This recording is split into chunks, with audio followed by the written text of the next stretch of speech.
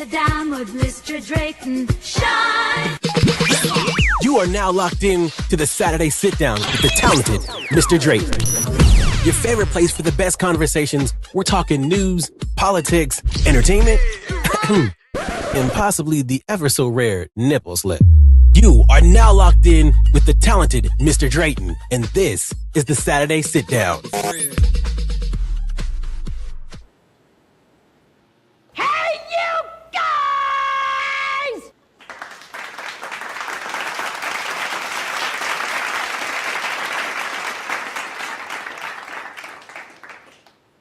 Good afternoon. Good afternoon. I'm your host, talented Mr. Drayton. I'm going to do this like sweaty balls. Good afternoon. I'm your host, the talented Mr. Drayton. And welcome to the Saturday Sit Down. You like that? I'm going to do it like all things considered. And this is all. I love that. I like that. Good afternoon. Happy Saturday. It is March the 21st, year of our Lord, 2026. Year of our Lord. It's interesting because it's almost Easter. And what is I like about Easter? Candy. Yeah, I love me some chocolate candy.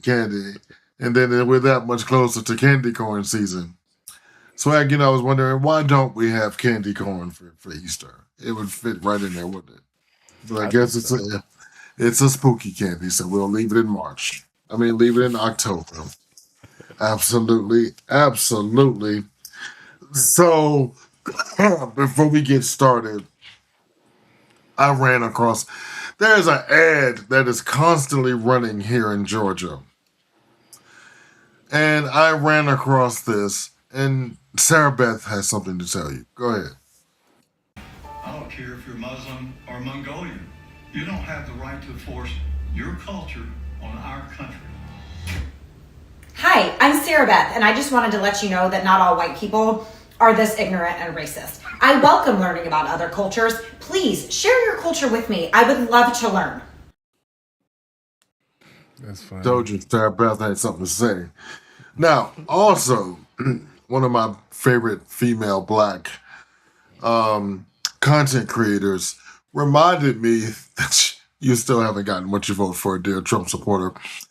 Let's let her take us down that ever so growing list of you didn't get what you voted for. Let's go. You didn't get a wall. You didn't drain the swamp. You didn't get affordable health care. You didn't eliminate the national debt. You didn't get new infrastructure. You didn't get Hillary Clinton locked up. You didn't get Epstein accountability. You didn't get a $5,000 Doge check. You didn't get a $2,000 stimulus check. You didn't get lower grocery prices. You didn't get help buying a home. You didn't get America first. No. You didn't even get peace. You lost family, friends, and credibility. So what did you gain? A red hat, don't you know?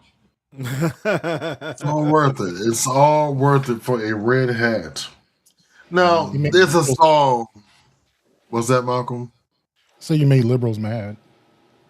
That they don't care about that. They want to own the libs. Own the libs. Ooh. Now, I don't know if this next little clip I want to remind you of is going to play, but it's a little song to go with it. But go ahead and stick it up there. Let's see if no song. Play. No. Okay, so it says, "Hey Donald Trump, I know if you see this, you and your lackeys need to read this message. Actually, read all the posts and make sure you guys hear every single fucking word. Fuck you, you fucking fuck." You know the game. Don't you love how white people curse? It's so you can always tell when white people write expletives. It always comes out so fantastically Caucasian. Hey buddy, fuck you, guy. I love it. I love that so much. Now, I cannot do this thing by myself, so each and every Saturday I drag along the homies, and I am so honored and blessed to have such an esteemed panel. And first to join me is Tuesday night's own Swag for Life, the mayor of Tijuana, the cat daddy, the bag daddy. You know, last night during the show, through all our drunkenness, we managed to plug your bags. So you might be getting some. Hey, And come thank on, you. Thank you, Uncle Pookie. Uncle Pookie came to the table drunk. I love this. I love this folks.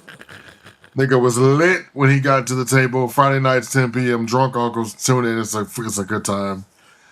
It's a real good time. Swag, how are you? I'm doing good. I am enjoying being the mayor of Tijuana. The weather is very nice here today. I finally am not wearing sweatpants, which is always nice. So Yeah, we are out of sweatpants season. Too bad for you whores that love sweatpants. Now they can come to your house with shorts on and no drawers. Right. yeah. Now it's Hoochie Daddy's short season. Hoochie Daddy's short They season. make them gray shorts. Right. Well, and for old people, old men, we're gonna see long balls hanging on short shorts. Love that for us. You know what I mean, Malcolm. You know those long balls and those short shorts. All right. Speaking of Malcolm, he's looking like fresh and pink, fresh face and dewy faced in pink today. Wednesday night's own host of Wednesday Nights Live here on M3. He's also the host with me with the most. I never do this. When I realized, I went back and watched some old reruns. I never plug Monday. Everybody else does. But he's half of my rib on Mondays at 4 p.m. as he tolerates what he claims to be my algorithm. I push back. If you are into podcasting like we're into podcasting, please join him out there in those streets for M3 Presents the Bearcast, hosted by him, Malcolm Travers. Look at that fresh young face.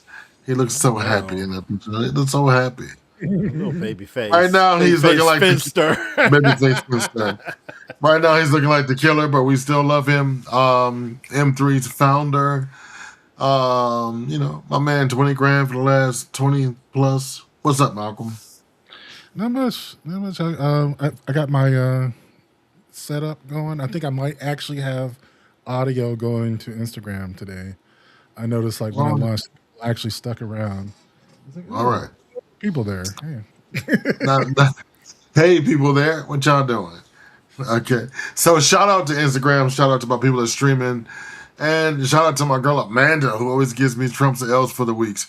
But she gives it to us through the lens of the Black news. So after you finish running the opening, just run Tuesday and Friday because I gotta go pee. I gotta pee. Yeah. All right, here we go. This is Black News.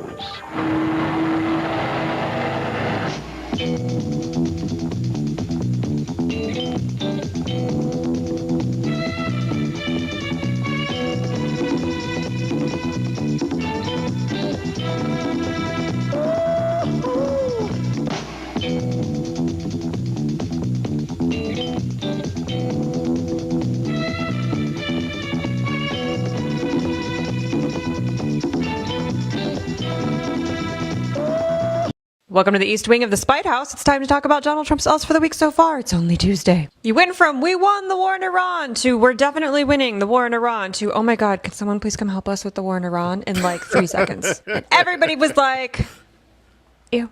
If I ever become this stupid, please just feed me Xanax pudding. Just right to the face. Your FCC chair went on social media and had a temper tantrum about news media coverage of Iran. We're going to take away your... Just stop. No, you're not. No, you're not. Look at your... No. You look like an egg that a bird pushed out of its nest. Just... What you are going to do is spike gas prices, the highest rate in 30 years. Social media grifter RFK Jr. was trying to change the childhood vaccine schedule. The American Academy of Pediatrics sued, and a federal judge was like, ew. Why would we let someone who goes into a sauna in his jeans mess with our vaccine schedule? You tried to subpoena a bunch of documents having to do with Fed Chair Jerome Powell's testimony before the Senate about some renovations to a couple of buildings because you were planning to use those to prosecute him for some kind of crime. And a federal judge was not just like, ew. He was like, ew, you incompetent ding dong. Are we noticing a pattern here today? Okay. You do, in fact, have to continue funding the Consumer Finance Protection Bureau indefinitely. Elizabeth Warren, 1, Trump, 0. Does this have anything to do with all of that? The Department of Justice has an internal policy that lawyers have to have at least a year of work experience before they can come work for the government. The DOJ is now waiving that requirement and hiring children directly out of law school because everyone with a brain has quit and no one will come work for you. I hear Greg Bavino doesn't have a job anymore. Maybe you could ask him. What in the Upton, Sinclair? You are now overseeing the first meatpacking strike in decades, almost 4,000 people walking off the job. Fourth quarter economic growth has been revised down by like half. You said it was 1.4, which was already bad. I will remind you that economic growth under Biden was usually around 3%. It wasn't 3, it wasn't 1.4. It was 0.7. And inflation went up. You know what that's called when the economy's not growing, but inflation is going up? Ask Jimmy Carter. Stagflation. Good job. The FBI was investigating voter fraud in Nevada, and guess what it found? You want to guess? You want to guess? No voter fraud. Okay, thanks. Bye. Democrats in the House and the Senate Judiciary Committees have referred Kristi Noem to the DOJ for perjury. That's a crime. That's a crime. Criminal investigation. Okay. Oh, and I wasn't kidding about Greg Bavino. Forced into retirement at the end of the month. Yep. He will never know peace again. Okay. Meanwhile, DHS refused to answer questions about what they were going to do with the warehouse they bought in a small Georgia town, so that small Georgia town just turned off the water and the sewage. And then locked the meter. Okay. It's okay, babe. I'm sure if you write Trump won in crayon all over those ballots you got out of Georgia, people will suddenly believe that you won in 2020. He fucks up so much, she has to do 2. So here's Tuesday's Else for the week. Welcome to the Persian Goof. It's time to talk about Donald Trump's Else for the week. Core inflation rose more than twice what was expected in February. And while social media grifter RFK Jr., who likes to do coke off of toilet seats, tells us how we should all just eat more healthily, vegetable prices went up 50%. Okay. Wow, who could have possibly told you that getting involved in a land war in the Middle East is a bad idea? Oh, everyone? Literally every single human person on the planet? Literally every single human person? Wow. Mark Wayne Mullins, the new incoming head of DHS, cried a lot in his confirmation hearing, apologized for a bunch of stuff Kristi Noem did, pretty much said his main goal as head of DHS is to be not her. Not to be Kristi Noem. You know, we've got our eyes on you, babe. If I hear the words without a judicial warrant while you're in charge. You know what I'm saying? Okay, thanks. And what I'm sure is completely unrelated, conservatives are sounding the alarm about anti-ICE protesters and how effective they are, especially at using surveillance technology that was designed to surveil us. Nana boo boo. FBI agents who were fired for investigating election denial in 2020 are suing Kash Patel. Make sure you've stretched your hamstrings. You're going to have to bend way down to hand him those subpoenas. The Ninth Circuit Court of Appeals has shut down an anti-election lawsuit in Arizona. Anti-election activists claim that there may be non-citizens on the rolls and that they may be voting in elections, and the judge was like, ew. You can't sue over something that may or may not be happening. Your fever dream is not reality. The federal judge has reversed the rifts at Voice of America. Carrie Lake can literally win no things. I don't think I've ever seen her win a thing. She put 1,000 people on leave for a year while waiting for this judgment. I hope all of you collected your paycheck and then got second jobs and collected that paycheck and then bought yourself something nice and shiny. You deserve it. May God bless and keep you. Yet another federal judge just tossed a U.S. attorney out of court for getting on his nerves. Literally, the U.S. attorney talked too much, and the judge was like, you are very annoying. Get out. He called security. Everybody's so tired of you people. RFK Jr. tried to block Medicare and Medicaid from paying for trans kids and their gender-affirming care, and a federal judge was like, ew, why are you sweaty in those jeans? The Department of Defense's complete incompetence in Iran means that they are no longer getting the materials they need at the Department of Defense. Stupid. Pete Hegseth went on TV and said the families of the dead servicemen have told him to go finish the job, and then those families were like, no, we never said that. You are gross. Were you drunk when you imagined that? Really? It's called wet brain. Okay. White supremacist nutjob Joe Kent, who works in counterterrorism, has quit because the war in Iran is bad and dumb. The Barry Weissfication of CBS News continues, and people continue to not watch it. Viewership is now under 4 million. And governors' races across 6 states have shifted closer to the Democrats. It's okay, babe. I'm sure if you make another AI meme making the war in Iran look like Call of Duty, America will suddenly stop caring about gas prices. Mm-hmm. Right, Listen, exactly. That is a big deal that even in the age of streaming, that a major network is under 4 million. I don't care who she works for, she will be losing her job soon. because they still have to pay Gayle King, and that's not enough viewership to pay Gayle King. I can't watch enough Price is Right to prop them up. To make up for the difference. Right. It's so sad because The Price is Right, Beyond the Gates, and Let's Make a Deal all on CBS, and Watson, Things I Love to Watch, and the Great American Cooking Challenge or whatever it is, which is my new fascinating thing. So Brad Rice won't get credit. What I do now is watch it on Paramount Plus. So It's funny. I heard recorded. Today about the war in Iran. He said, I don't know, some stand-up routine where he's like, Trump asking our allies or our former allies for help in Iran is like somebody is like going to rob a grocery store or a bank or something, and then calling your ex is like, I need a getaway. It's like, we're not together anymore. What are you talking about? Why do you plan this with me beforehand? Right. Right. Like, what are you talking about? Like, I'm not going to come help you. I do not even like you like that. I don't even like you like that. You. Why am I going to go? Right. So, in other Iranian news, yesterday, President Poopy Pants and all his lackeys, they decided to lift the ban on Iranian oil.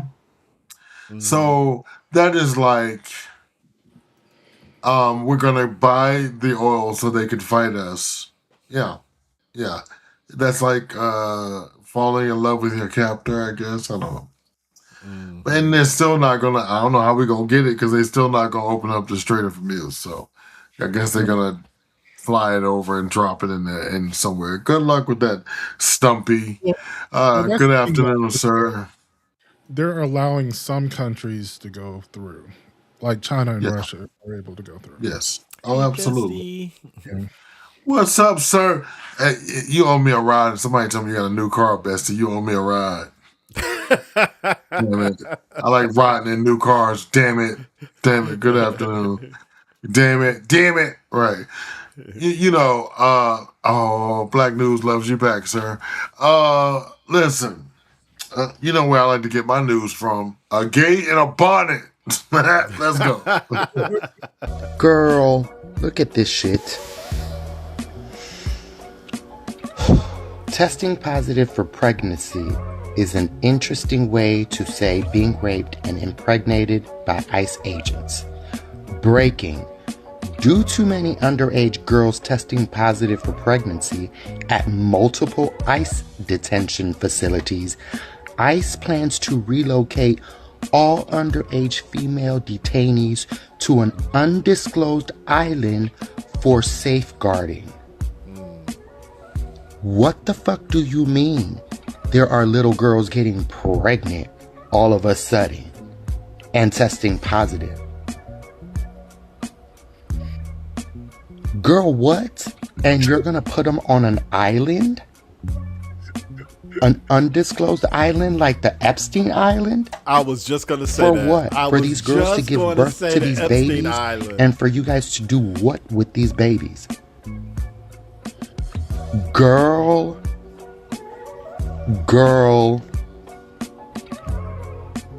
Shit ain't right. Somebody ain't sitting right. Girl, this shit needs to be exposed. If y'all could spread the word on this shit, because this shit is crazy. Stay tuned, y'all. Wow. Yeah.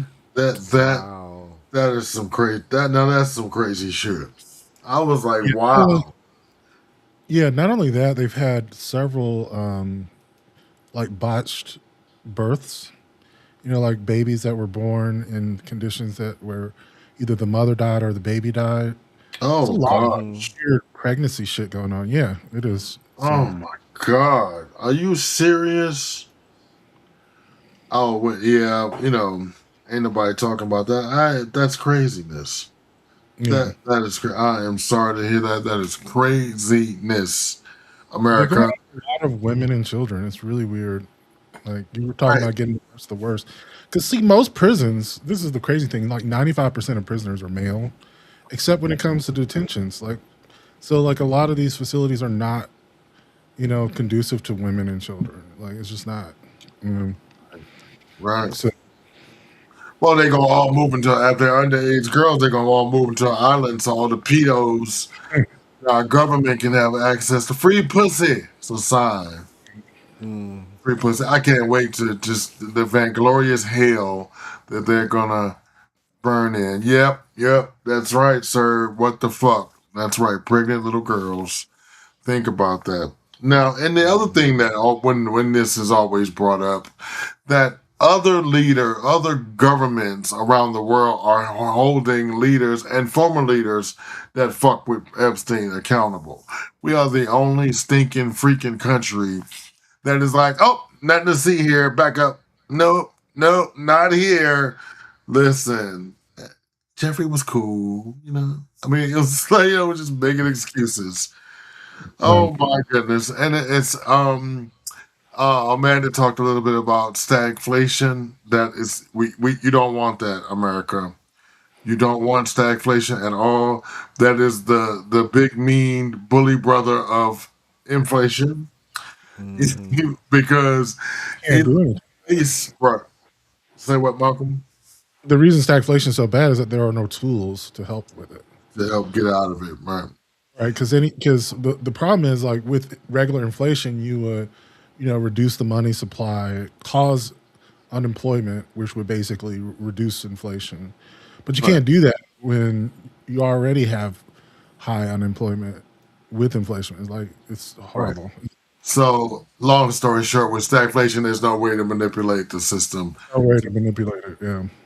To make it change. I'll tell you. And she also discussed RFK. Now, we must remember RFK does not have a medical degree. Correct. And he couldn't even take my child to the bathroom if he had to pee. So what? I don't even know. Like because I read it over and over again, and the grandkids are in school, the nieces and nephews are in school, and I think about like this mother effer is an attorney, barely. He's an animal killer, is what he is, but he's barely an attorney. Comes from privilege, and we have to deal with him making decisions about our bodies. Did we all realize that we're in the middle of a measles outbreak? Yeah, not to mention other things. So measles, I found out, was one of the most contagious, deadly diseases on the planet, which is why it's usually one of the first ones that you see an outbreak of. So, like with the reduction in just the prevalence of anti-vax people and people like Kennedy, you're going to start seeing other things like I forget what they were saying. Polio is being seen in the water supply for the first time. We don't see cases, but we see the virus in the water supply, which means someone somewhere has it. And then you have, and these were things that we thought were completely removed, eradicated, right? Eradicated. Other, just other diseases that are less transmissible are going to be. Yeah, show up later. Because you can still trace it. That means you can't, because you can't get it. Now, and then the thing that we reported on a few weeks ago that's very interesting to me, that they are cutting 20 states, including Florida, are cutting back on HIV, help with HIV drugs. And the state of Florida, 16,000 of our fellow Americans are no longer able to get their Yep. Let me just tell you what happens, even if you're not positive. But if you're sexually active, let me tell you what happens. There will be a re-emergence of HIV. The cases are on their way up anyway. But then there'll be new cases of AIDS, okay? AIDS. We've all but eradicated AIDS. But guess what? Those numbers are now creeping up because those people who were immunely suppressed can no longer be immunely suppressed because they can't afford it. Yeah. So hopefully y'all can hold on for 3 years, but don't die.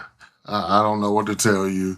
Go to your neighbor, tell them to vote better. But I don't know. But dear Florida, and 20 other states are soon to follow, using the same rationale as the Poopy Pants administration used to cut world funding for AIDS and HIV drugs, which we still have not discussed. Thousands of babies are dying a month. Thousands of babies. And most of them are black babies that are dying a month. All right. Well, thank you for joining me for the Black News. And the blacker the news, the better the views. That's all I got to say. Stay tuned. Sit right here. Join me for the conversation right here and right now, as my girl Jill Scott would say. Right here, right now. Let's get the first video in the conversation. A nurse at a Houston clinic said the STD rate has surged since the spring rodeo. Let's take a look. In honor of spring break and all y'all going to Houston, I'm going to tell y'all what the STD rate has been from 2025 to 2026 in case you decided to go out there and hunch. Not hunch. We already on to a ghetto start, Doc. Yeah, this for you. Not the pause. She look and sound like a HIPAA violation already. Yes, for the ponytail, sis. You better get into it. It's giving Project Medical Assistant. I know that's right. You better represent for the SNAP benefit, babies. I just thought somebody was calling me. They probably did, but baby, come on. Let's get into this tea. Me and my best friend's messy. We want to know the juice. Okay, syphilis has surged all the way up to 79%. Oh, I remember when I caught that back in my whole days. Honey, that penicillin shot was a bitch. In the year 2025 leading into 2026, HIV has surged and increased in 17%. Damn, all the thought STDs done surged, huh? Gonorrhea chlamydia has surged 32%. Ooh, gonorrhea the one that had a girl's cat stinking. That's sad. Child, one of my homegirls caught that, had her coochie leaking all kind of colors. We called her Rainbow Cat. And the ages are from 15 to 24 years old with that. The whores nowadays just getting younger and younger. All the hot spots where they're saying like the main sources of these STDs are coming from: Montrose, downtown, OST, South Union area. Sounds like an extended whole scroll to me. The demographic is black people, Hispanics, whites, ranging from the ages 15 to 35. So everybody was getting booty. That's crazy. Yeah, so if you went to Houston for spring break, I hope you didn't hunch nobody out there. Thank you. Have a good day. Be safe. Have fun. So ghetto. But thanks for the information, babe. I'm going to need a medical professor to stop saying hunching. Right. I'm sure that's the technical term for it. Hunching. Okay. Can you explain to your child the birds and the bees?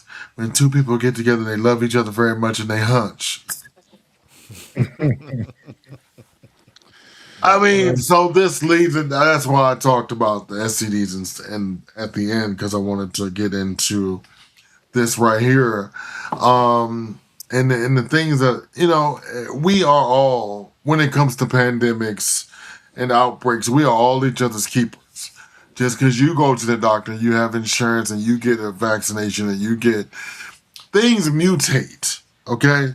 Things they out-mutate the medicine that you have for them. Right. And then we have to go back in and create new medicine at a great, great expense when we all can just make sure everybody has the medicine and access to healthcare. But no, and they don't even care that their own constituents are dying. They don't give a fuck. Because the HIV/AIDS rate among seniors is through the roof. Because they fucking in them old folks' homes. They is, as my girl said, they hunching. And sad thing is they're not even taking the doxy prep. They just getting gonorrhea. Don't nobody even fucking care. They just out here getting it.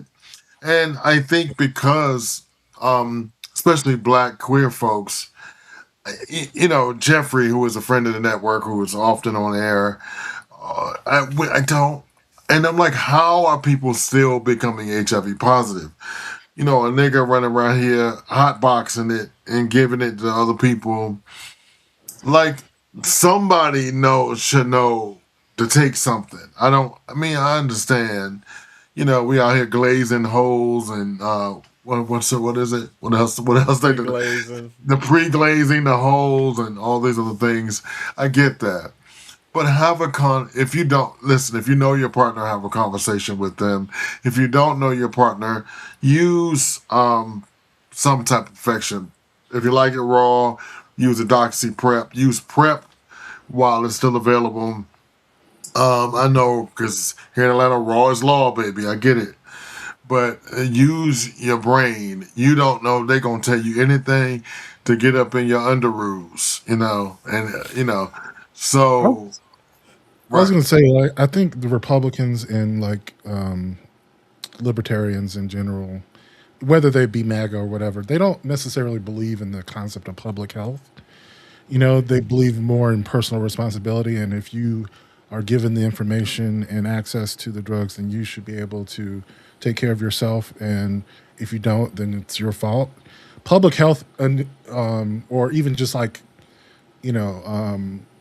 thinking from systems perspective versus individual perspective, recognizes that some people are going to be too preoccupied or have different values or whatever. They're going to get sick, and you have to have a system in place to respond to the needs of people.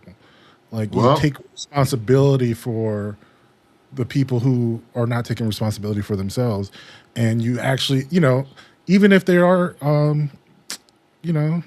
reckless and ignorant, whatever you may say about these individuals, if you are in, a place of responsibility or, over a system, you take responsibility for the overall health of the community. And I think Republicans just systematically reject that idea. Of course, they reject anything that makes sense. But anyway, protect yourself, protect others, know your status. If you are positive, there are medications you become undetectable and live a completely normal life. If you are lucky enough not to be positive, take PrEP. Have one partner, use a condom, do all those things. One partner, there are lots of couples out here that are one's positive and one's not. Guess what? The one that's positive is taking the medicine, taking the shot, doing the responsible thing, and everybody's safe. All right? So, switching gears to what's going on in Iraq and the Pentagon. So we know, remember back in the 80s when the Pentagon spent $600 on a proverbial toilet seat? Like, not really, but it was, it was this thing. I found this girl getting happening in the Pentagon now under Pete Hegseth, whatever his name is. Go ahead. Pete Hegseth is back in the hot seat, this time for spending almost $100 billion in September of 2025 on luxury items for the Defense Department. Yes, in just 1 month. Those purchases include $98,000 on a Steinway grand piano for the Air Force Chief of Staff's home, $2 million on Alaskan king crab, and $7 million worth of lobster tail, which is apparently a favorite at the department. Open the Books, a government watchdog which broke the news, has been tracking Defense Department spending for nearly a decade, and September 2025 was record-setting. Part of the problem is that the Department of Defense, like most federal agencies, has a use-it-or-lose-it spending policy, meaning at the end of the fiscal year, officials have a spending spree so they don't end up with reduced budgets. One person quoted in the report compares September 30th to the government's Amazon Prime Day. But their everything must go mentality is being spent in some pretty concerning ways. $225 million on furniture, $15.1 million for ribeye steak, $124,000 for ice cream machines, $12,540 on 3-tiered fruit basket stands, $139,000 on 272 orders of donuts, $26,000 for sushi preparation tables, $26,000 on a violin, $22,000 on a custom handmade flute from the luxury Japanese brand Muramatsu. Not that we needed to put all of this in perspective, but as a reminder, in October, the administration said it couldn't fund SNAP benefits, and Trump called for the military budget to be raised to $1.5 trillion in 2027, up from $900 billion in 2026. For those of you who were sentient back in the 80s, you may remember the $600 toilet seat scandal. The Pentagon didn't literally buy a normal toilet seat for $600. It was a specialized one for a specific aircraft bathroom. But the incident exposed broader problems with wasteful defense spending. Fast forward 40 years, and that story pales in comparison to what we're seeing here. Yikes. Yikes is correct. Right. Yeah. Lobster tail. Almost $1 million on lobster tail. Yeah, Somebody's what's irreplaceable. Sushi tables, ice cream machines. Wow. the That's funny why the thing ice cream is, machines at this sort McDonald's of never incentive- work. these sort of incentives have always existed as long as I've been alive, right? Like, it's just that when you do something so brazen like they did, there are usually some consequences. But like every department everywhere is going to want to spend the money so that they have the same budget next year, or to justify, having a larger budget. Like, and they do it in every department. I don't understand why they don't change the incentive. But you are in where I was in the agency I was in. You are allowed to buy things that are job related. You are that are job related. So if I had extra money in my budget, I could refurnish my office. But guess what? They had to be cubicles. They had to be desk chairs. They had to be. I need to have some electrician work, not lobster tails. You know what I mean? Nope, nobody bought lobster tails. Nope, nobody bought lobster tails. Nobody bought lobster tails. Nobody bought ice cream machines. Sorry. It's like, you know what's so funny though? I thought this was hilarious. There was a time when lobsters were so plentiful that prisoners would complain that they had eaten lobster more than 3 days a week. Like it was, that's what they would feed prisoners. They'd be like, what jail were they in? I want to go. But no, it doesn't work like that. And again, they are pissing on everything. And I always thought that needed to be changed. But therefore, now I need your attention because we're gonna watch a series of cartoons about different things. So, because it's Saturday, I do adult things in a cartoon manner. So play the first one and let's get popping here.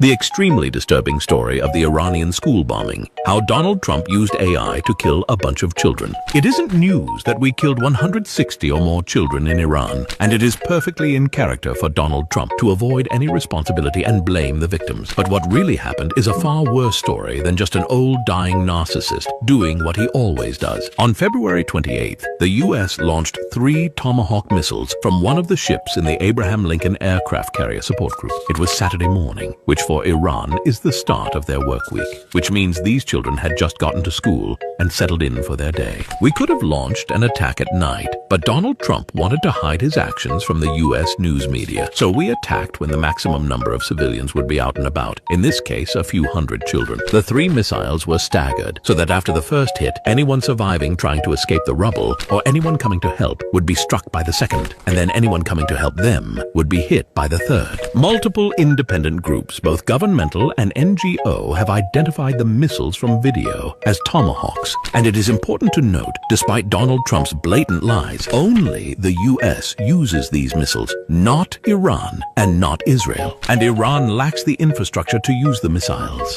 Despite Trump being who he is, it is unlikely this was a purposeful act. Instead, what likely happened is far, far worse and much more disturbing. The school is located on the outer border of an Iranian naval compound and was, in 2013, a part of that base. Over the last 13 years, like any city, there have been significant changes, and much of the base has been converted to civilian use, including this school and a medical clinic. In the planning for this attack, the military used Anthropic's AI Claude, which, to be clear, had severed ties with the Pentagon over this exact issue. According to a source within the Pentagon, outdated data was given to the system and it identified the school as a target. No one double-checked. Not one human being grabbed a map and said, oh, that's actually not a military base anymore and hasn't been for years. And right now, as we bomb more targets, this is an ongoing issue. AI systems are targeting structures and making claims about who or what they are without human oversight, and we're launching those bombs and killing the people in those structures. You can probably tell from this account I see the benefits of AI. I see its usefulness.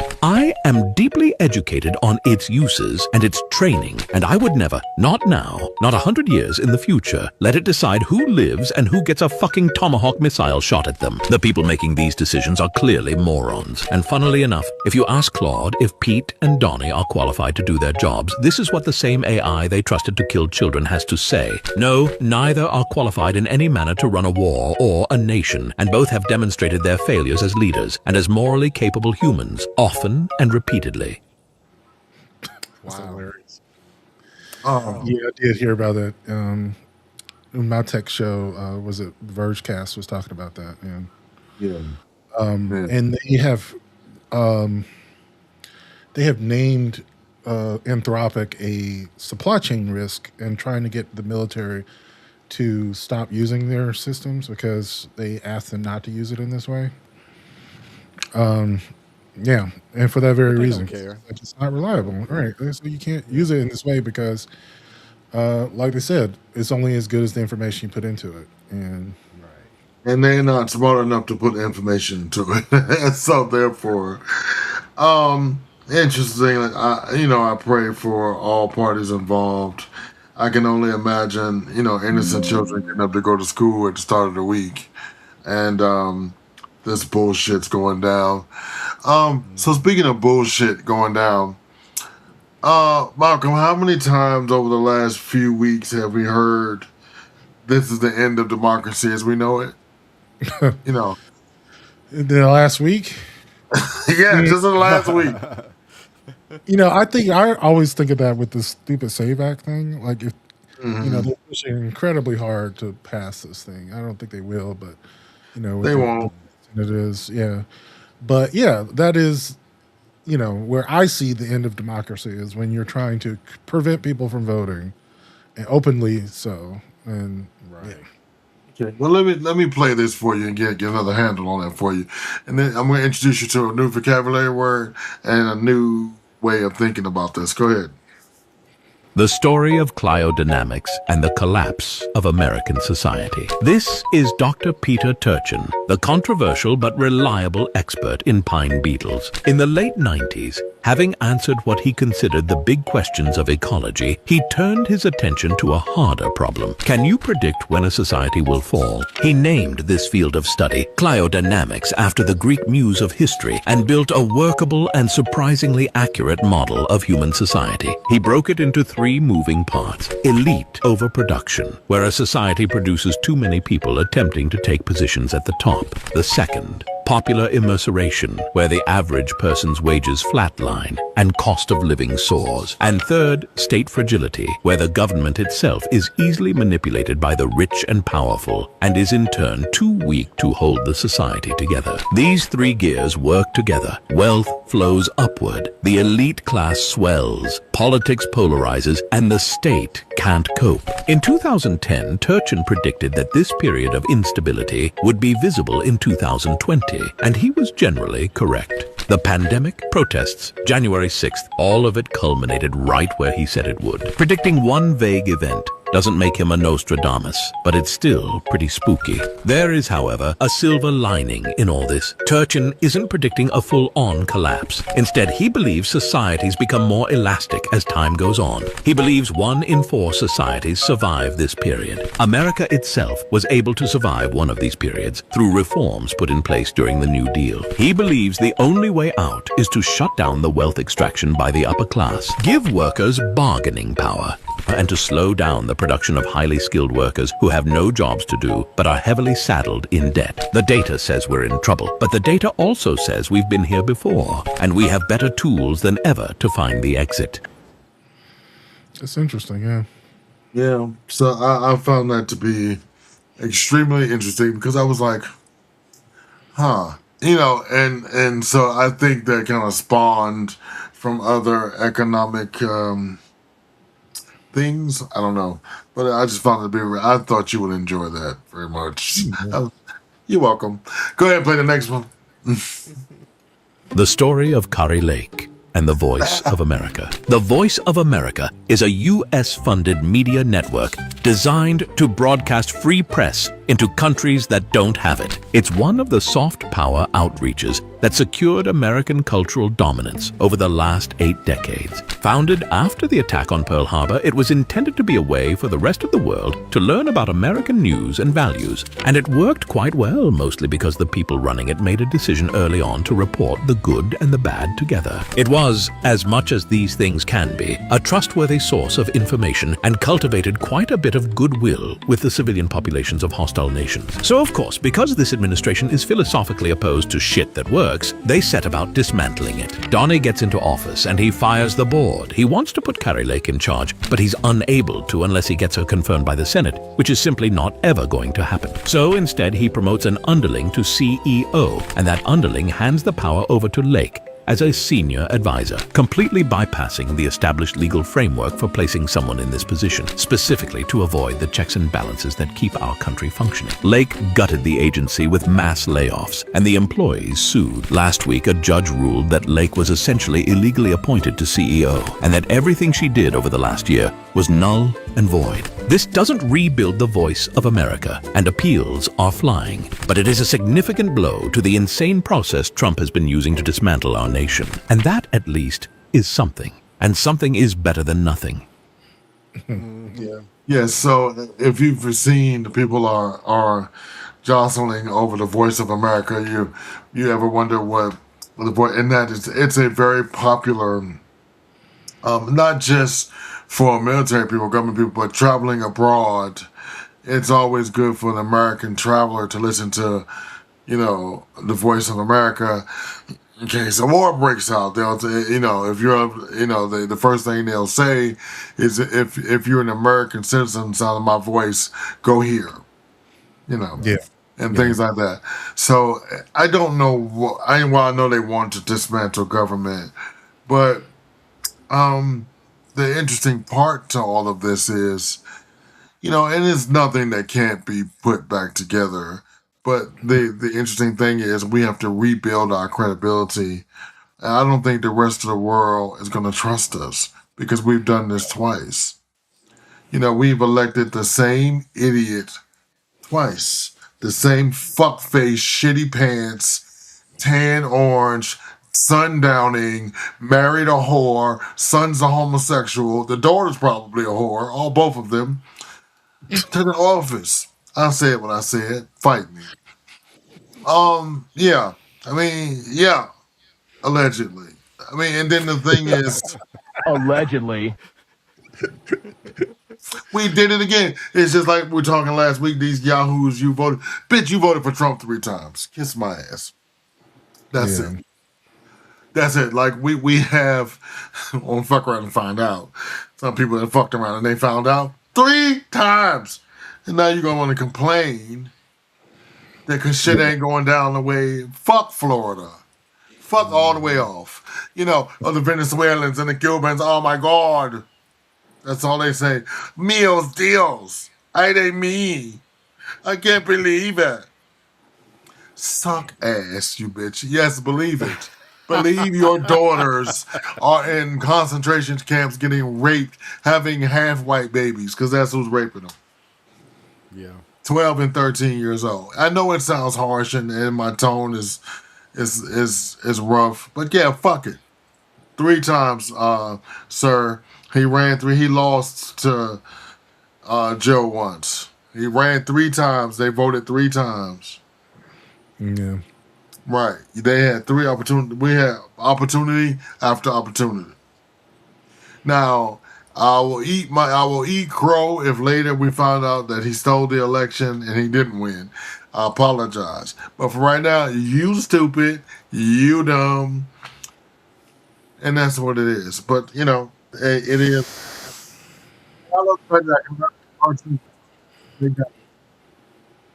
Now that page has me in a chokehold. And I sent him. Yep, exactly. So, it's one of those things. So, speaking of fuck around, find out, let's fuck around and find out. There's some things that you won't believe. Go ahead.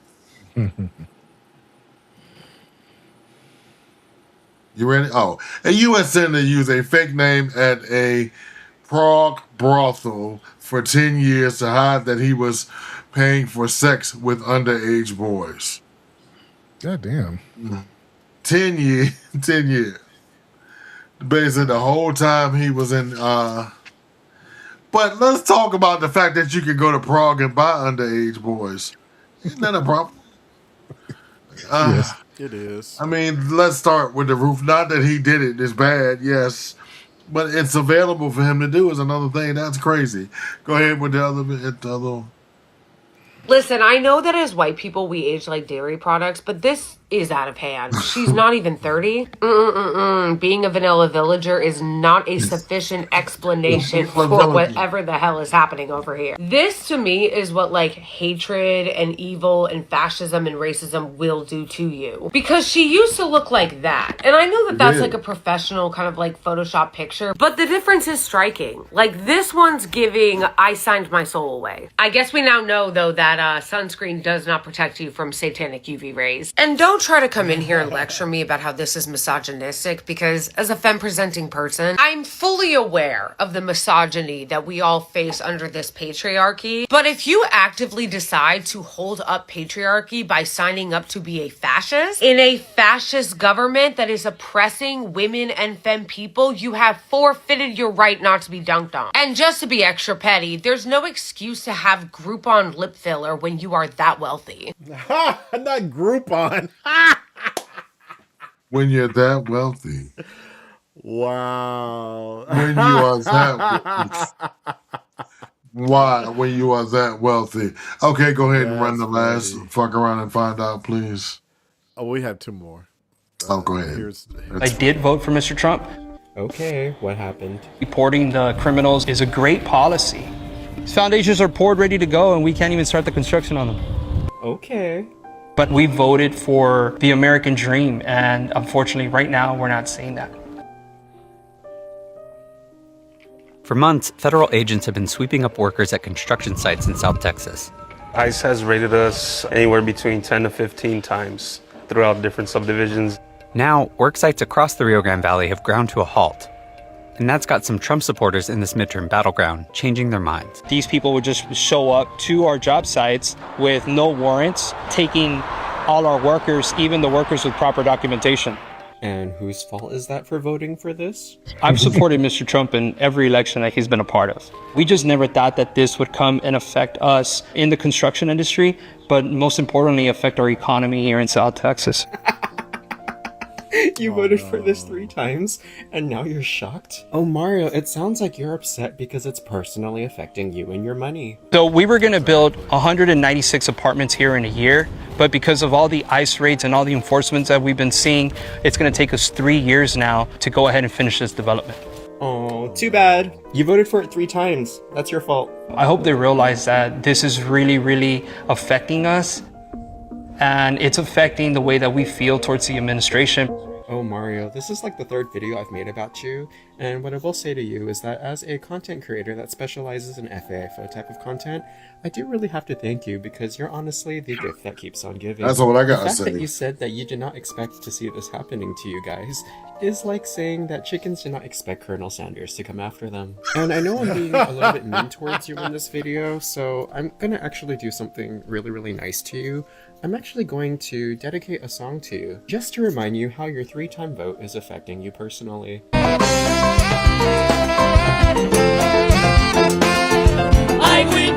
your hands, come on! Raise your hands! But anyways, Mario, have the day you voted for. Bye. Oh no, I know you like that for the song. You know, that song It's a slaps. banger. No. Except for what it's saying. I mean, the beat is on point. Yeah. It makes Celia fun of Celia Cruz is somewhere turning over her grave, I'm sure, but there you go. All right, the last fuck around and find out. Go ahead. I'm sorry, Michael. I was gonna ask, I wonder if anyone has asked him, like, if this hadn't affected you, would you have still been okay with your vote? Like, yes. The answer is yes. He said yes, yeah. I know. And the sad thing, he'll do it again. Right, he probably would. He would do it. That's the sad thing about no. I don't give a fuck. I don't care if your mama house can't get built. Fuck y'all. I need I you mean, to have seriously. better reasons for not voting for him, please. Like, Yeah, that's not. just because Yeah, he didn't. because you notice he said we're upset with the administration right now. Right. Right. Meaning that you'll vote for him again if you had the opportunity. Again. Again and again. I was hearing some woman statistics the other day. So 69% of Hispanic women voted for Harris. 65% of Asian women. But guess who didn't? 53% of white women voted for Trump. They will choose their whiteness every time. They were added to the affirmative action bill in the 80s to give 7 million white women join the workforce by the 90s, and they were making more money than black women and black men. But what did they do? Turn around and ate their face and said, fuck affirmative action. And now they sitting at home with their titties hitting the floor with nothing to do. Bitch, stop voting against your best interest. Fuck you. You know what I'm saying? And that's nothing, but I can tell you what, guess who is taking your place, bitch? Hispanic women. Hispanic people are having babies in droves, and there's nothing you can do about it. You will be replaced. You know, it's Hitler believed in a great replacement theory, but you never knew it was gonna be by brown people, did you? Go ahead. I think they did know that. Honestly, I think that's the reason they voted for Trump, was because they're afraid of brown people. I mean, and even now, they still think immigration is a good policy for them. As bad as the headlines are, as bad as you see what these concentration camps are doing and how people are getting shot in the streets, they still are doubling down on it. Like, they still think it will work, and I'm not sure they're wrong. It hasn't worked and it won't work. And when their daughter gets shot in the face, I'm not apologizing. No thoughts and prayers over here. We got one more video to run. Yes. Let's hit it. How the fuck did I miss this? I watch Abby's show all the time. It's literally the only show I really watch on CNN. America is really the only civilization that's ended slavery. And so I think we need to have both elements there. Do you think I love America?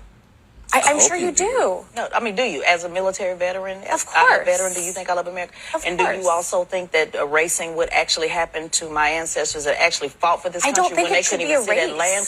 But it's not just about trying to erase it. It's about actually acknowledging and doing something about it. It's one thing for me to acknowledge something, and there's something else to sit here and act like there's nothing that needs to be corrected. This lovely gentleman sat right here and tried to erase it, literally sitting next to me, literally. So and even doing the comparison, saying, would you rather go to China or not go to China? Are you a veteran? So that means you never raised the pause means no. So that means you never raised his head and say, I'm willing to die for this country. Let's not talk about just the down. Not only was I willing to die for this country, both of my grandparents Thank you were. for your service. That's right. Thank me for my service. So how dare he sit here and ask me? So how dare he sit here and ask me would I rather be in China when I was willing to die for the country that is locking up the people that we're talking about? There are more black men enslaved than those who were enslaved in 1850 in the prison system right now in 1850 that did not actually get the due process that you guys are talking about, that actually had to take plea bargains because they could not afford adequate law attorneys, which is why I'm in law school, by the way, right now. Shout out to FAMU. So to sit here and ask me, what country do I live in? It's called America. You can't point nothing out to me. You can't point nothing out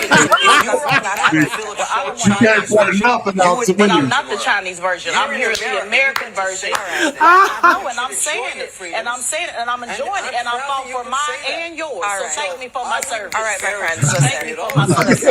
I just want you to thank me. We're going to bring this to a close. Teslin Figaro ate that and left no crumbs. Kevin Leary needs to shut the fuck up. No white man should ever lecture a black woman on her lived experience. The fucking audacity. However, Teslin dog-walked Kevin O'Leary, and it was glorious. And that's the read. This is the notorious JTB, notoriously opinionated, signing out. Oh, God. That was great. That was Thank me for my service, bitch. Yeah, she shed his. I'm so glad. Kevin O'Leary get on my motherfucking nerves. You know what I'm saying? You stupid fuck Oh face, god. dumbass bitch. You know what I'm saying?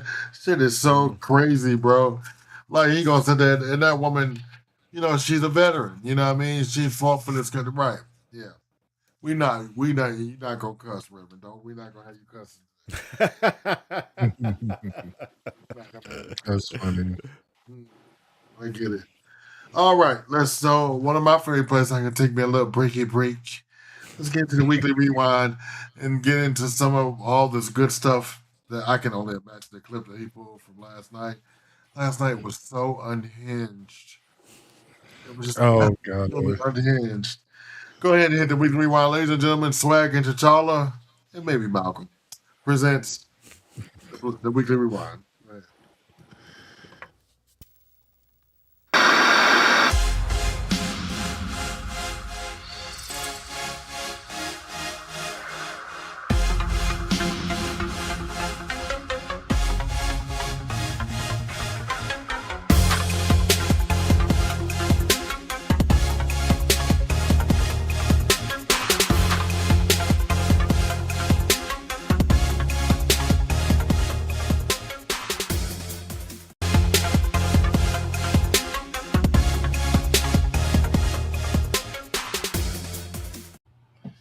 I missed the spot. Right. It's okay. Yeah. Sorry.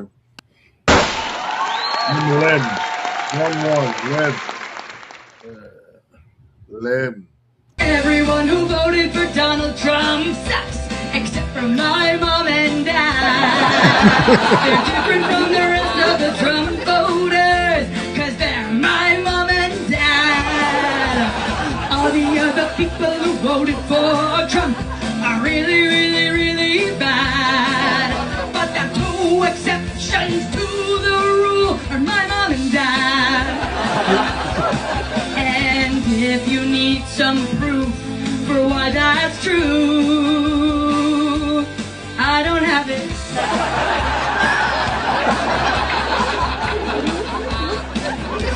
Oh god. And if your parents voted for Trump too, fuck them, those racist pieces of shit. Don't talk to them anymore, girl. Oh god. Did that about sum it up? Right. Pretty much. Right. Except for my mom and dad. And if your mom and dad voted for Trump, fuck them.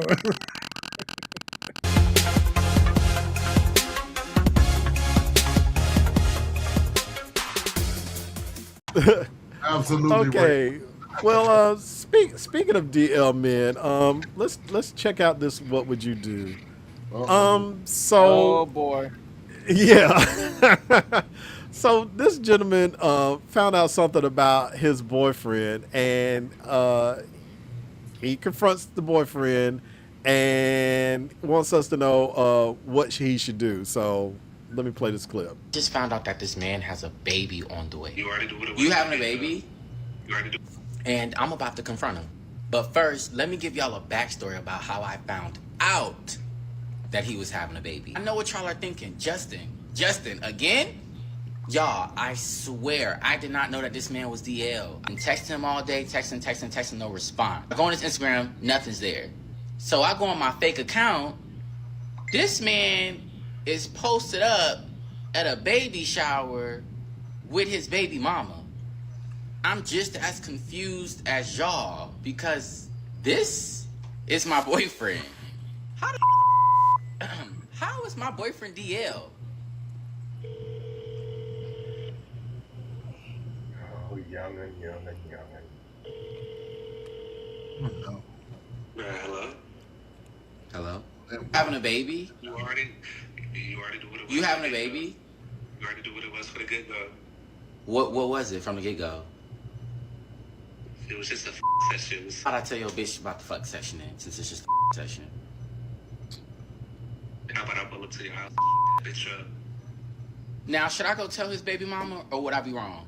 Oh my God, just Oh walk away, God. bro. You God. see, he hung up that phone right quick when he said, "How about I ride by your house?"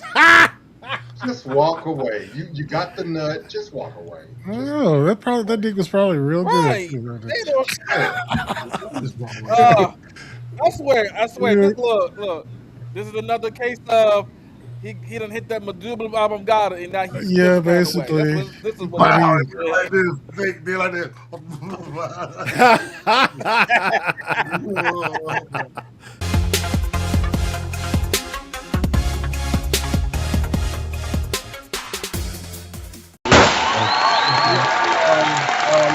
Luke, number 8. Draw circles. And around like an 808. Privilege has become one of those words that nobody wants to have attached to them. But I think in doing that, we are hindering ourselves from being able to understand what privilege is and how to exist even when we do have that privilege. I am both Black and queer. And in the context of the United States, those two particular categories are not categories that carry social power. If anything, they lead to much more disenfranchisement. However, I am also tall, formally educated, and have a full-time job. Those things are absolutely points of privilege that afford me a level of lifestyle that other people are not able to access. The goal here is to not weaponize the privilege that I carry. So, because I am tall, when I'm in the grocery store and somebody asks me to reach for something that's on a shelf that they cannot reach, I don't think twice because it's very easy. I can just grab, here you go. That is what it looks like to not weaponize my privilege. But I think, quite frankly, we don't always think about how much privilege we are all carrying. And not weaponizing that privilege is what we should all be aiming to do. That is what it means to do the work. So I think the privilege that I'm always made aware of, I mean, I think tall privilege is one, being big, but the major one is just being male and masculine. Like we were talking about. Yeah. The fact that I am, people just assume that I'm straight, and that people, because of that, think that I can, for one, like defend myself. That's the first thing. Is like I don't feel unsafe in most situations where if I were smaller or female, I would probably feel less safe. So, we do forget about male privilege when we talk, because, Yeah. we have so many more other minorities. Mhm. You forget about, it's a huge thing to have male masculine presenting energy. Mhm. Or, Right. that's huge. You know what I mean?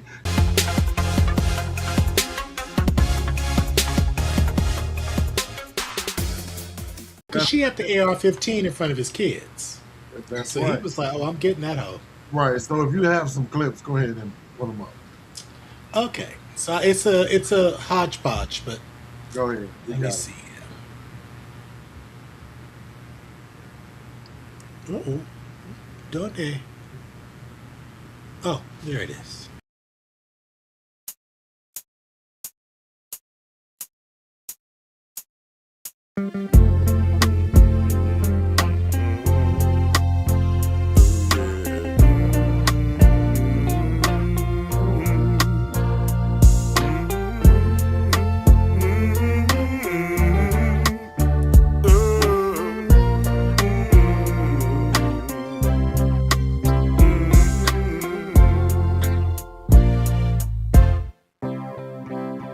Will you help me repair? He turned it into a music video. Several. Yes, that's what it is. Yeah. And he did like one to the rhythm of Down by the Boardwalk. Was that the one for Pound Cake? Yeah, that was Pound Cake. No. And it was also what is the other one? Like, yeah, Lick 'em Low Lisa, which had me screaming. And he actually was doing videos during the trial. Like when they were out on break, he was releasing videos. The shit was hilarious.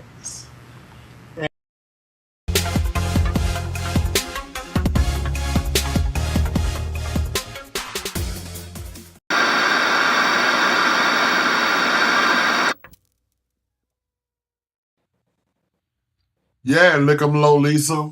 Love it. Afro Man, that's my dude.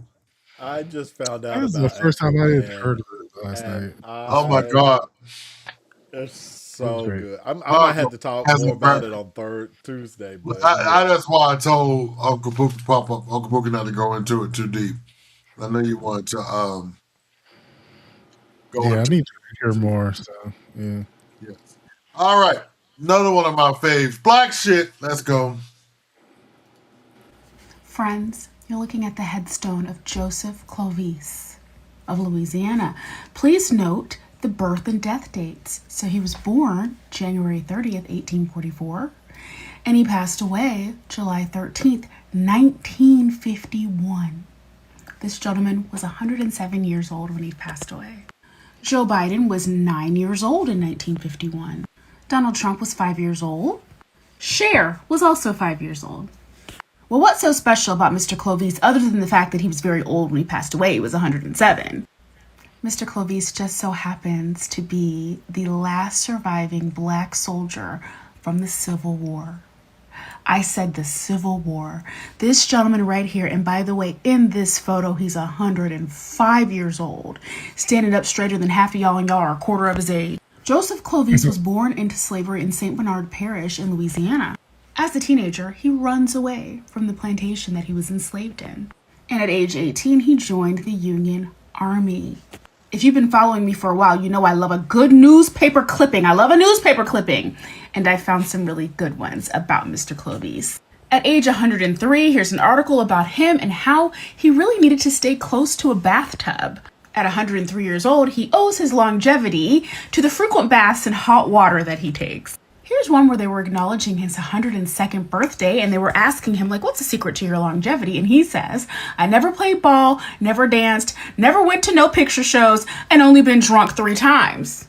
Period. And here's him being acknowledged with some other gentlemen here as being a part of the old Grand Army of the Republic, aka the Union Army. At age 105, he attended his very first Civil War reunion. And at that reunion, you guys, he wore shoes made of kangaroo leather. So check out this photo of Mr. Clovis. And this little girl right here, she's 4 years old. Her name was Gail. And she was actually interviewed as a much older woman about her experience meeting him. And she said he was very, very nice. And that she was really curious about the wheelchair he was in because she had never seen anyone in a wheelchair. And she, at 4 years old, had no idea how significant this photo would end up being. But she ended up having a photo with the last black Civil War soldier. And she didn't realize how significant that was until she was much older. I love learning things like this, and I love sharing things like this with you guys because we never know about these people. Mr. Clovis is probably not in the history books, but his story is just as important as anybody else's. Yeah. It is interesting in some of the books that I've been reading about how many people fought to be in the Union Army, because it should be noted that they were not really accepting black people that readily. Right. So if you were fighting for the Union, especially early on, it meant you actually jumped through some hoops to join. It is remarkable, yeah. You're muted. Great. I was eating cookies and everybody had me chilling.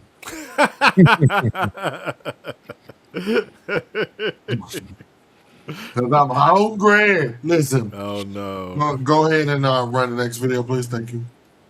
Did you know a black man made potato chips? George, you always snacking on something. What you eating? Look here, Rosalie. You see this thing right here? I'll call this bitch a potato chip. A potato chip? Let me try it. Oh. Yep, I've been thinking about selling them. I kind of want to call them Lays. Lays? Yeah, because when you put it down, it look like it's laying down. Hold on, look. Don't that bitch look like it's laying down. Yep. Shoot, you could cut them up all different ways and add some. You could name some Doritos. Fritos. Yeah. Tostitos. Cheetos. Them bitches could have some cheese in them. Yep. I need to be writing this stuff down. We about to be rich, nigga. I'ma name some after you. Oh, George, what you gonna name it? Funyuns. Because I'm fun. Yeah. Stank ass. Oh god. Go ahead and run the next one, please. I just don't want to look like another racist cliche. Don't worry, you'll be great. But girl, when I first saw your audition tape, I said, this white woman just exudes white privilege. It's the best day of my life. Ready when you are. Y'all better get back to work if you know what's good for you. Who is my character even saying this to? Your field slave. My what? John, you told me this was a sci-fi. It is. Your characters travel back through time to different points of the black struggle. That sounds pretty messed up. It's ambitious! And it'll show the Academy what I can do. Suck on that, Spike Lee. No one calls me a hack. Wait, I organize against the Underground Railroad? Oh, crap of a Nazi on page 35. Uniforms are pretty cool, though. What? Well, okay, so your roles are historically correct because it shows the resilience of black people throughout time. Isn't it great? Well, yes, of course. I'm an ally. Hold on. I get a black teen kidnapped for whistling at me? Yes, exactly. This says I have to watch a lynching. No, you misread that. Oh, okay. You're doing the lynching. Wait, what? I think I'm gonna be sick. There are so many messed up names for black people in this. Aw, thank you. I did so much research on that. Took some time, but it was worth it. This is not okay. I am a good person. I have been a guest on The View twice. So you're saying I don't help any black people in this? You mean like a white savior? No, that's not what I was saying. You do fall in love with the black man on 105. Okay, I can work with this. This is Clarence Thomas.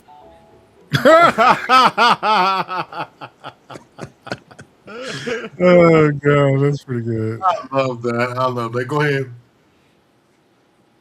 I am a black American and supported him based on the executive order that he wrote for the HBCUs, guaranteeing them $2 million a year forever.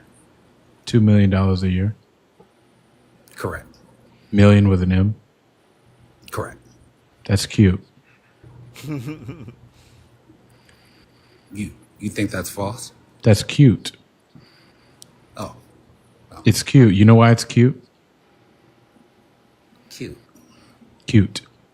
C-U-T-E. Yeah, you can explain.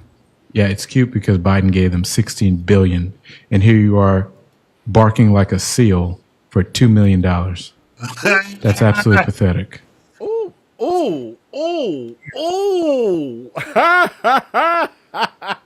And you are barking like a seal. You stupid eight. I'm sorry. Man, I'm just bitter today. Go ahead. I'm sorry. Oh, that was all the black stuff. All right. He has a nice backhand to the face rhetorically. Yeah, it's just his backhand. Wop, kicking the cat. Exactly. All right, because I had to rush through this because we have a long bunch of comedy videos. Let's get it started. Come get your stuff from my house, please. Please come get your stuff. What did I leave over there? That sock. I don't want it. You can throw it away. I'm not throwing away a motherfucking thing, dog. That's your favorite sock. Why would I do that? Then it'll be some motherfucking shit. Because you ain't got to worry about me calling no more. I just need you to come get your shit. You just want me to come over there. Please come get this sock. And I tell you one thing, if you don't come get this motherfucking sock, I will bring it to you. You just want me to come over there? I want you to come up over here. I don't just want you to come, no motherfucker. Please don't. Please don't. But come get your sock. Please come get this sock out my house. I'm tired of looking at it. Just come get your sock, please. If you don't come get this sock, I'm coming over there. Don't come over here? I am. Well, you sound like you about to cry. I'm motherfucking cry because I'm getting mad because I want you to come get your motherfucking shit out my house, dog. That's so accurate. Come get your one sock. All right, go ahead. Right. I'm tired of looking at it in my house. Hey, Queen! Girl, that code switch in front of Gabe. Oh, she's hard. What, late night in WeHo? I live in no. You live in Burbank? Well, I'm living for those boots, hunty. Work it. You mean these dirty hokas? They're giving Balenciaga. Yesterday, my Aunt Carrie... Carrie Bradshaw! Legend, icon, queen, cunt. Shut up! She choked on a meal and she's dead. So she was literally gagged. She technically did gag. She was eating, she ate, and she gagged. Technically, yeah. I'm so sorry. When's the Funy? It's tomorrow. What are you gonna wear? This does feel like a hate crime, but I am wearing a crop top. Oh God. She gagged. She gagged. Hey, queen! Oh, Cunt. Yikes. She never hit you. She that did. was so over the top and lovely. Yeah. Go ahead. I love that. Wow, you're pregnant. Congratulations. Thank you. We're really excited. You're huge. Nice teeth. Eddie! Baby, come here, come meet the girls. Eddie. This is Eddie, my baby daddy. So why didn't you tell us? Oh, we just wanted to get through that first trimester before we let the cat out of the bag. So you're how far along now? About 4 months, Four. right, honey? Yep. Just about the exact amount of time Eddie and I have been together. I don't understand. 4 is this many, yes? Her water broke. No, it did not. I am barely pregnant. Thank you all for being here on this joyous occasion. Stop. No, you're going into labor. So just stop. But we've only been together 4 months. I just love you so much. I can't wait to have your baby. Oh, kids ruin everything. Yeah, they Take you to the hospital and have our miracle baby. Okay, just so you know, sometimes when babies come this early, they're black.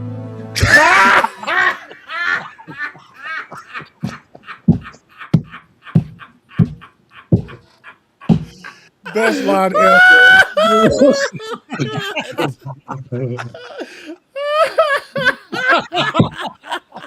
You're welcome. You're welcome. Oh, that hurt. Oh my God, that's That so was- good.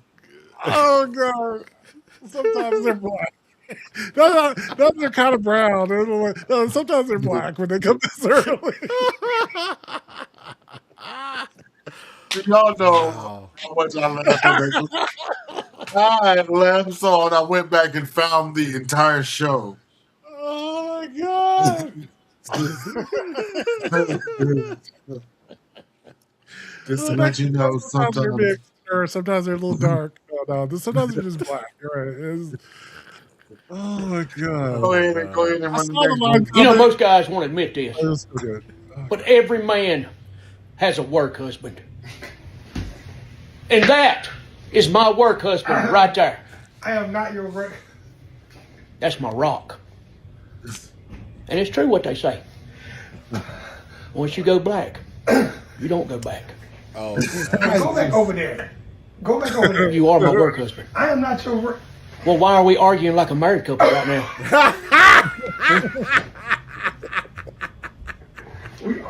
We're not. He said he loves me. He's like a warm chocolate safety blanket for me. I ain't never been no blanket to you, man. Go ahead. You know, sometimes when babies are born Hello, early, they get and black. welcome back to Rich People Shit us poors haven't heard of. Today, we're going to examine the humble pencil. Now, most of you, like me, have used this type of pencil. Here, you can buy 12 for $2.99. I'm aware of higher-priced pencils. I have featured them on the channel before, like these Versace pencils. You get 6 for $125. Obviously, this is simply a vanity thing. But I didn't know how expensive pencils could get. Welcome to Graf von Faber-Castell. They can get expensive. That one over there is $750. The Perfect pencil, their top seller, is $319. If you want an eraser, that's going to cost you $175. The most expensive pencil in the world is from this company. It features a built-in eraser, 18-karat white gold, 3 diamonds, and is crafted from 240-year-old olive wood. It costs $12,800. Damn. For a pencil. It's all right, though. It's limited edition. What do you guys want to see next? Damn. She does all kinds of ridiculous things. She did a wife beater the other day. She found a Balenciaga wife beater for $7,000.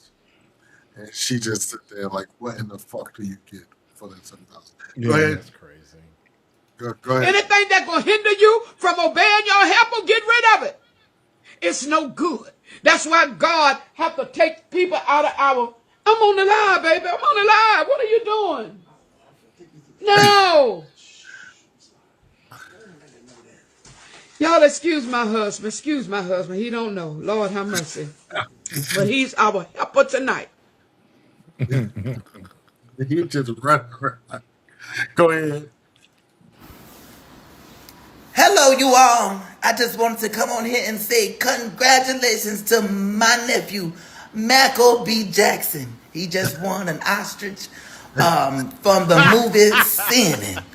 Oh, yes. Auntie, love you, baby, and keep on going. I just remember when you were little, I said you going to win you an ostrich one day, and you won an ostrich. So, and thank you to the man who wrote the movie, Ryan Google.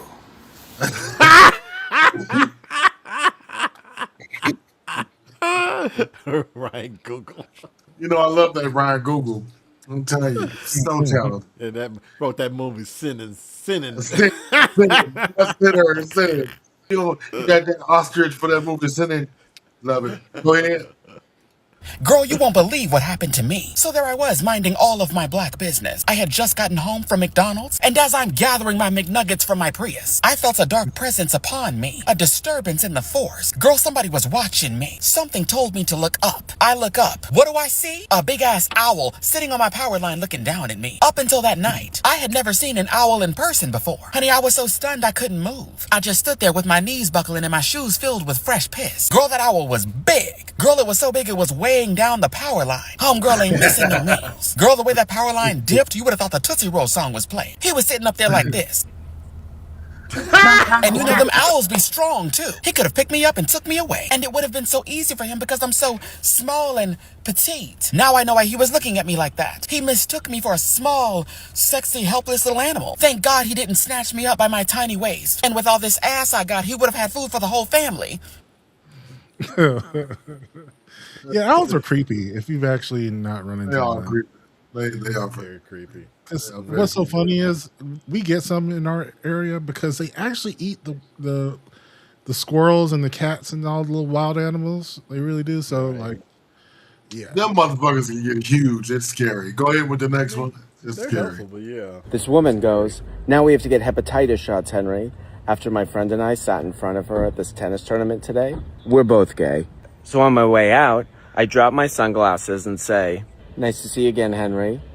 But that was a fun car ride home. Did you get it, Malcolm? And her husband's name was Henry. And she was making fun of them being gay. And they were leaving. She was like, good to see you again. Nice Oh, to see you, okay. Henry. Wink. She gagged. Go ahead. We're not fucking no fat man.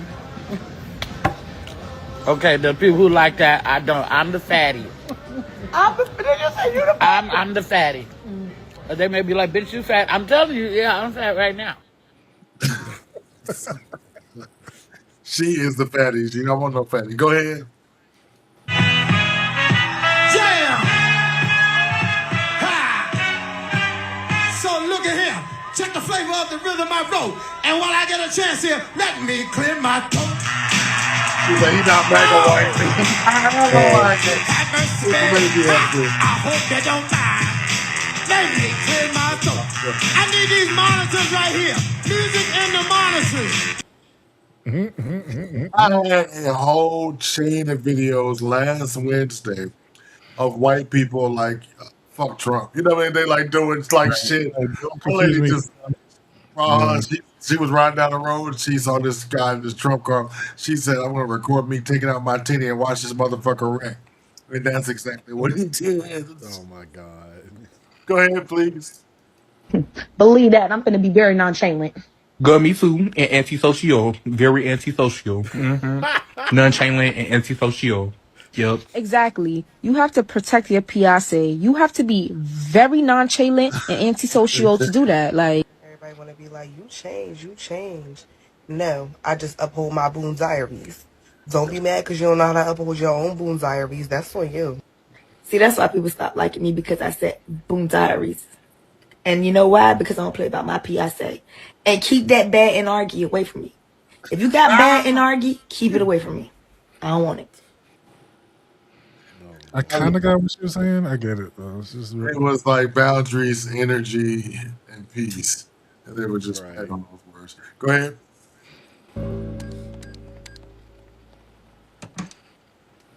Where are the glasses? I moved them. What? Why? I moved everything. All the glasses, the bowls, the plates. Nothing is where it's been for the past 17 years. Nothing. Good. I'm gonna become a DJ. I'm going to hire a life coach.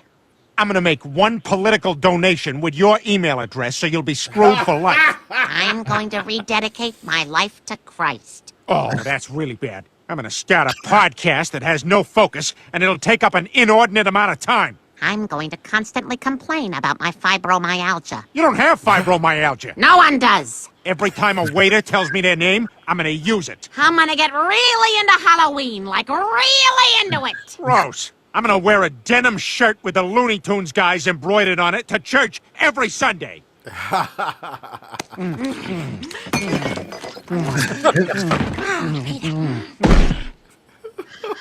Oh my god. So, what do you think of my haircut now? It's ugly. I hate it.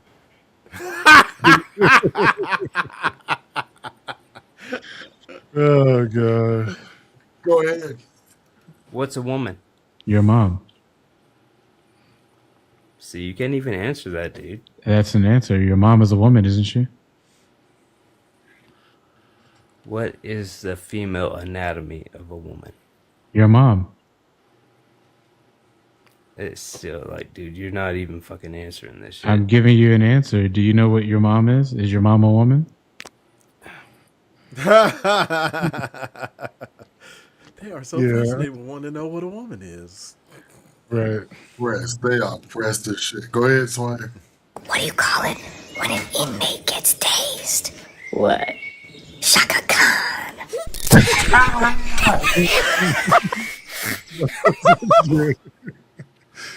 Oh god. Stupid.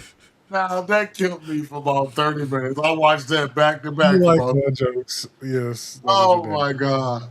What do you call it? That made that got tased and shit. Shaka Khan. Shaka Khan. I love it.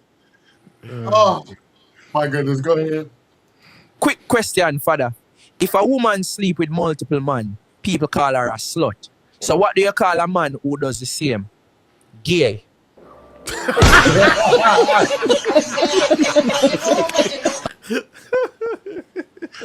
Gay. Go ahead. Last one for comedy.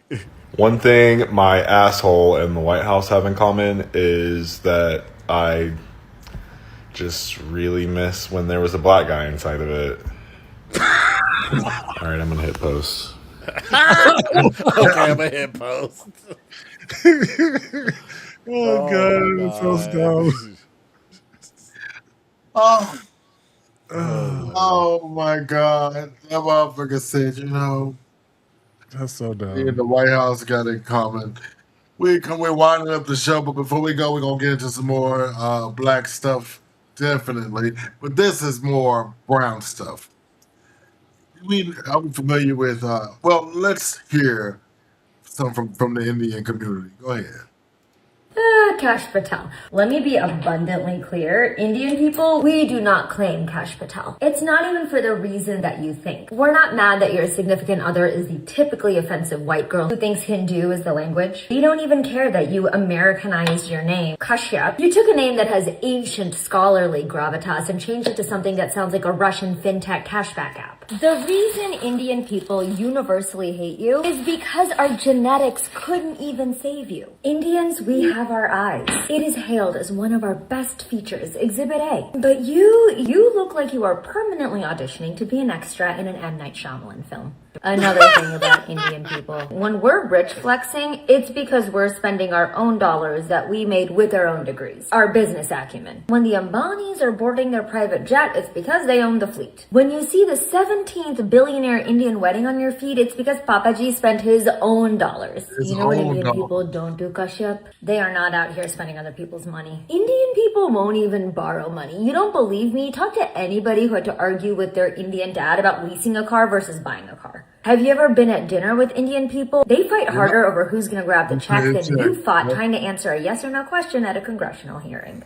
Use the alphabet. Yes or no? No. A, B, C. Director, D, E, F. it sounds like you don't want to tell us. Literally, the least Indian thing that you could do is borrow US taxpayer dollars to board a private jet for your Instagram. You're like the worst version of a Gen Z influencer. We don't need you to have custom Jordans. We need you to have a custom plan on how you're going to release the Epstein files. Like, actually. You know what else Indian people are known for? Being smart. Homie, we win spelling bees. We don't slam beers like a desperado groupie. The only thing whiter than being a hockey player is being a pedophile in the Epstein files. Indian folks, we are out here running Google, carrying the world's healthcare with our MBBS baddies, literally inventing math. I share a namesake with one of the most famous mathematicians, Srinivasa Ramanujan. You think I'm gonna come out here and disrespect my name like that? You can say whatever you want about me, but you can't call me stupid. You though, Kashyap Vinod Pramod Patel, for Mezweddings that I didn't use taxpayer dollars for. Kashyap Patel, you're Gujarati. Gujaratis are known for being shrewd businessmen and businesswomen. Do you know what Gujaratis will never be known for? Taking the fall for a crusty old white man. You do know who else is Gujarati, right? Mahatma Gandhi. You think your people led the Dandi March so that you, Kashyap, could grow up to protect just another iteration of those same colonizing men? Your ba is not proud of you. And for those who know, that was more insulting than anything else that I've said about you today. Okay, girl. That was pretty high. I'm gonna say, like, Yeah. Indian women So- have like the best accessories, right? Like they just have. So what allowed me to put women? I had a conversation with Dr. Patel, and he was like, "We don't like Cash Patel."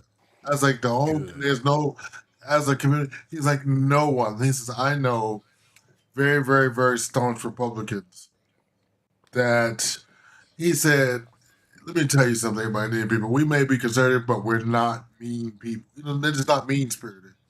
And so as a collective, they found Trump very mean spirited. And anybody that works for, and I don't know what Sheep is gonna do after his job is over. Good luck. Because he's gonna need his community to get into something. And Good luck with that.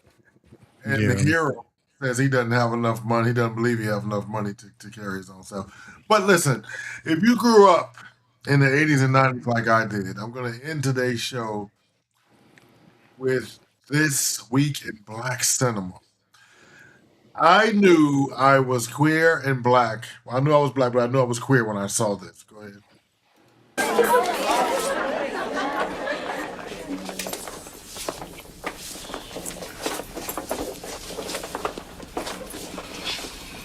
The word is excuse me. Nobody told you to stand in the hall either. Excuse me. That's better, Miss Thing. It's not real. Say what? You heard. It ain't even real.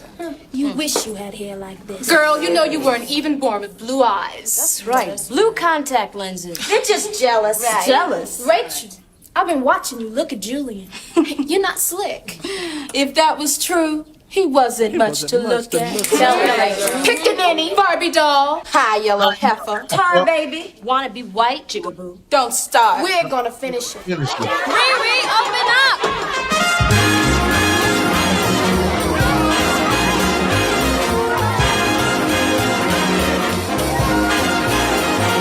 Talk about good and hair, whether you're drunk or you're fair. So you can go and swear, see if I can, good and bad hair. Don't you wish you had hair like this? Then the boys give you a kiss. Talk about nothing but bliss. Then you're gonna see what you miss. If a fly should land on your head, then I'm sure he'd break all his legs. Cause you got so much grease up there. Dear, is that a weave that you wear? You got cockabus standing all over your head. You got sandy spurs. Rather have mine instead. You're just a jigaboo. something to do. Well, you're a wanna be better than me. Woo! Segment back. I love that. Shout out to Spike Lee, Jasmine Guy. What's that big gay girl name from Martin? Tisha Campbell. Tisha Campbell. Oh my God. I even got a homegirl that was in the window scene. She now works for a media company. Your face is cracked and on the ground. That was 1987 or 88 Spike Lee's School Days. Make a Broadway play, Spike. Make a Broadway play. All right. Well, that brings us to the close of the Saturday Sit Down. Thank you for sitting down with us and Meezies. Right now, we're going to go to Patreon, www.patreon.com/MailMediaMind, and become a member, a paid member. Just for $5 a month, you too can save the life of a horny homosexual. You'll get access to our curated, delicious, I dare say delicious. You got 90s throwbacks and 80s throwbacks of adult entertainment. I'm going to need you to do something with yourself. I don't know. Like the formative videos, like I found like the first gay black porn video I ever saw. You know, there's something about that. It's like, yeah. So there is some nostalgia. I joke on you, but also not only that, you can converse with us in the Telegram live rooms. Say good morning, say hello. You can get first access. Welcome shit. Well, his podcast. I'm sorry, I'm losing it when it gets late. I'm sorry. His podcast. Also, we have a book club that Malcolm has several book titles, and we provide you with the book, so you have no excuse. If you find a title that you would like to read, please let us know. We provide you with the audio version, correct? And the digital written version as well. Like, I have them together now, so you can do it. You can read it or you can listen to it. So even if you read on a third grade level, we are here to help. Yeah. We're going to fuck George Bush up. He should have left some of them children behind. Amen. All right. Now, if you can stick around tomorrow, because my man Thick Night Gaming, 5 p.m. Eastern Standard Time, right here on this very network, where he will give you everything Black Nerd and coming up. Thank you so much, sir. Appreciate that. Thank you guys for looking. And then Malcolm and I will come on Mondays. Now, programming note, the week of Easter, we will be off because we have families and shit to do. We're going to go Easter egg hunting, go to the strip club, all kinds of things. So we are trying to decide now we're going to run reruns or nada. Probably nada because y'all get mad. Anyway, tune in and as we go to Patreon. And as always, if nobody said they love you, I do, and we do. On behalf of Malcolm, Swag, and the whole family here at M3, have a great Saturday and make it a great life. Peace.